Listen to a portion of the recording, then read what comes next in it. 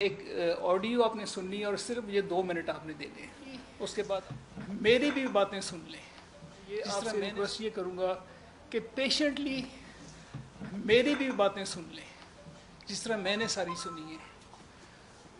اور اگر کوئی آپ کو وضاحت کی ضرورت ہو میں میری ٹیم کے سامنے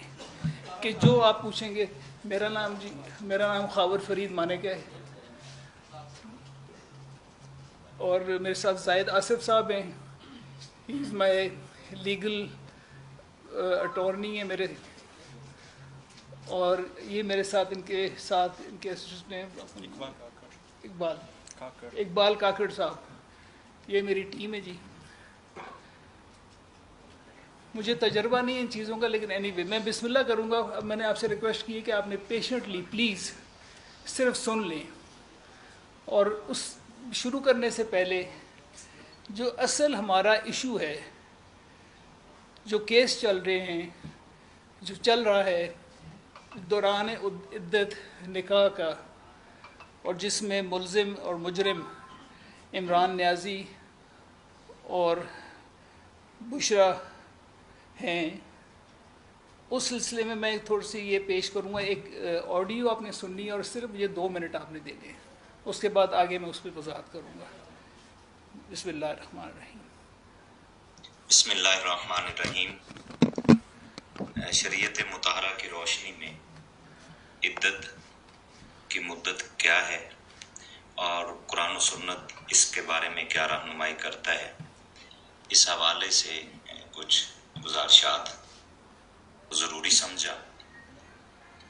نبی رحمت صلی اللہ علیہ وآلہ وسلم پر نازل ہونے والے پاک کلام میں سورہ طلاق کے اندر جب ہم دیکھتے ہیں تو اس میں عدت کی اہمیت بیان کرتے ہوئے اللہ رب العزت نے فرمایا کہ یا ایھا النبی اذا طلقتم النساء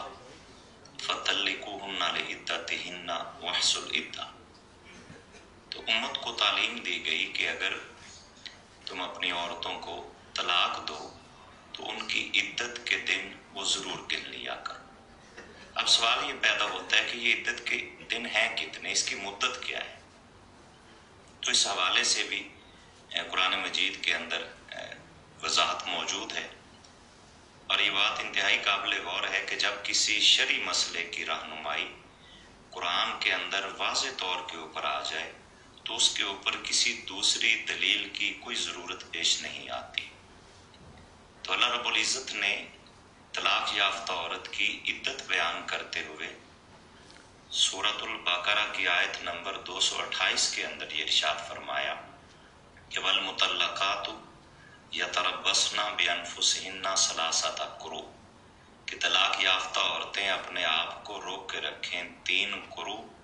یعنی 3 طہر تک، جس کا سادہ مفہوم یہ ہے کہ 3 مہینے طلاق یافتہ عورت کی عدت بنتی ہے۔ تو اس مدت کا تعین اللہ نے اپنے پاک کلام کے اندر واضح فرما دیا ہے، لہٰذا اس سے کم مدت کے اندر اگر نکاح دوبارہ کر لیا جائے تو شرعی اعتبار سے وہ ناجائز ہوتا ہے۔ فتاوی جات کے اندر ہم اگر آتے ہیں تو اس کے اندر بھی اسلامی تاریخ کے اندر جو سب سے اہم ترین فقہی احکامات جس کے اندر موجود ہیں، جسے فتاوی عالمگیری کہتے ہیں، فتاوی ہندیہ بھی کہتے ہیں، اس کے کتاب الطلاق کے باب العدت کے اندر بھی طلاق یافتہ عورت کی جو عدت ہے وہ 3 مہینے ذکر کی گئی ہے۔ اس کے علاوہ در مختار کے باب العدت کے اندر بھی طلاق یافتہ عورت کی عدت 3 مہینے ہی لکھی گئی ہے۔ تو قرآن و سنت کی روشنی میں اور فقہائے کرام کے اقوال کی روشنی میں یہ بات واضح ہے کہ طلاق یافتہ عورت کی عدت 3 مہینے ہے، اس سے کم کی گنجائش بالکل نہیں ہوتی۔ حالی یہ آپ نے سنا، اور یہ وہ بات ہے جو انہوں نے کی ہے، جو قرآن اور اللہ تعالیٰ کے احکامات کی جو وضاحت کی ہے، کہ میرا خیال میں کہ ہمارے ملک و قوم میں رہنے والے غریب ہوں یا امیر ہوں، وہ جانے انجانے میں اس چیز کو فالو کر رہے ہوتے ہیں۔ اس میں ان کو بتانا نہیں پڑتا کہ عدت کا اتنا وقت ہے آپ نہ کریں، کیونکہ یہ ایک ہمارا کلچرل ویلیو ہے اور معاشرے میں یہ ایکسیپٹیبل بات ہے۔ کبھی کسی گھر میں نعوذ باللہ اللہ نہ کرے کہ اللہ رحم کرے، کبھی ایسا واقعہ حادثات طلاق کے ہوتے رہتے ہیں، اور ہم نے دیکھا ہے کہ انہوں نے کبھی بھی جلد بازی نہیں کی، چاہے وہ غریب گھر ہے چاہے امیر ہیں۔